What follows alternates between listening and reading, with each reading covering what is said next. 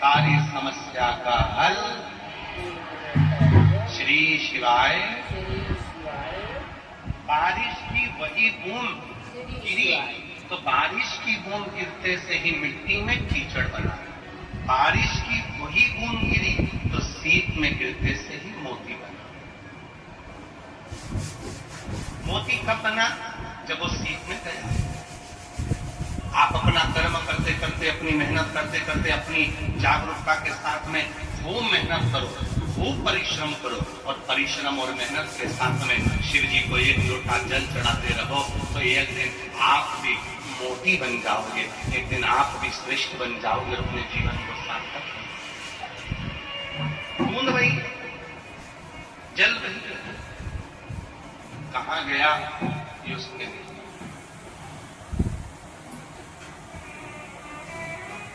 कहाँ कहते हैं प्यार से ज्यादा त्याग श्रेष्ठ होता है।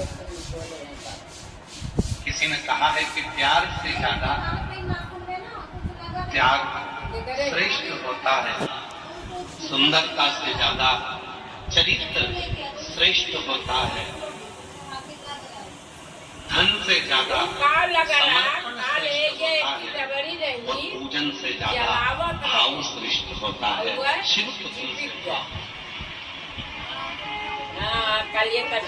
शिव को क्या चाहिए? केवल तुम्हारा भाव। कल आस्था चैनल का आंकड़ा, फेसबुक यूट्यूब का आंकड़ा, सारे आंकड़ों को निकाला गया तो लगभग 81 करोड़ लोगों ने भगवान शंकर का अभिषेक किया कल अधिक मास के पवित्र।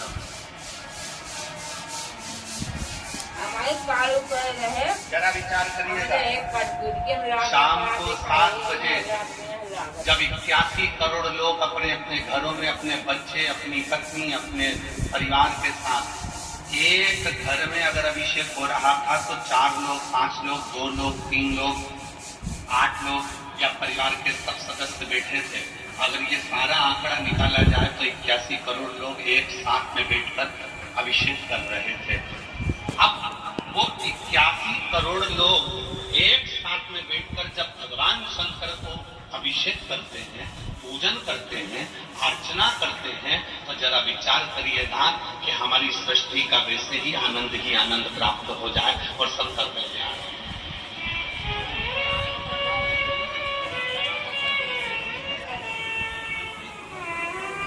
हमारे बीच में उत्तर प्रदेश शासन के स्वतंत्र प्रभार मंत्री माननीय दयाशंकर मिश्र दयालु जी आए हैं। वह जोरदार ताली बजाएं।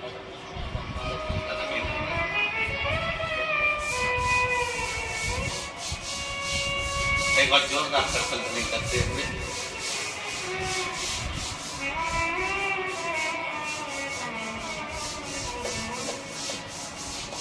शिव को क्या चाहिए?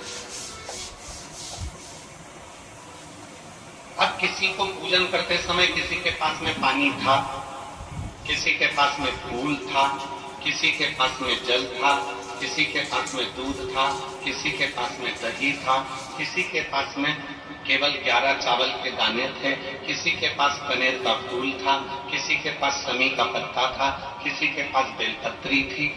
अब एक साथ जब इतने करोड़ों लोग पूजन कर रहे थे और मान लो तुम्हारे पास चढ़ाने के लिए बेलपत्री नहीं थी, मान लो तुम्हारे पास चढ़ाने के लिए फूल कम पड़ गए थे, मान लो तुम्हारे पास में कोई वस्तु कम पड़ गई थी,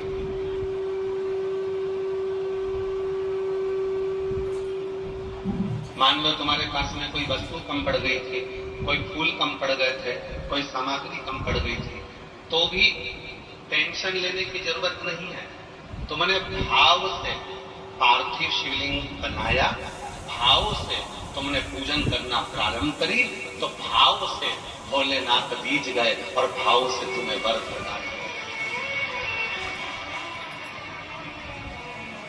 मेरी जीजियों,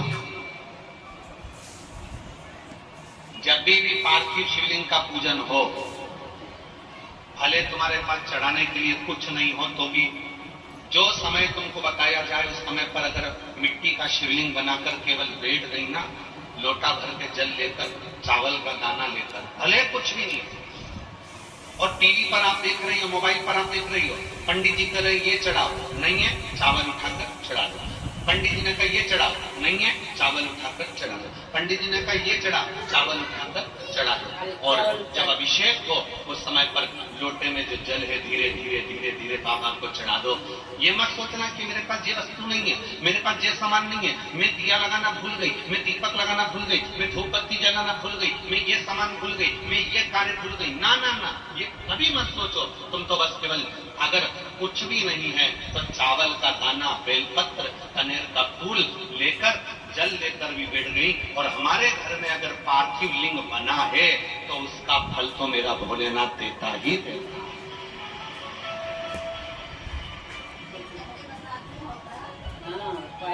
महादेव नमन स्वीकार सबका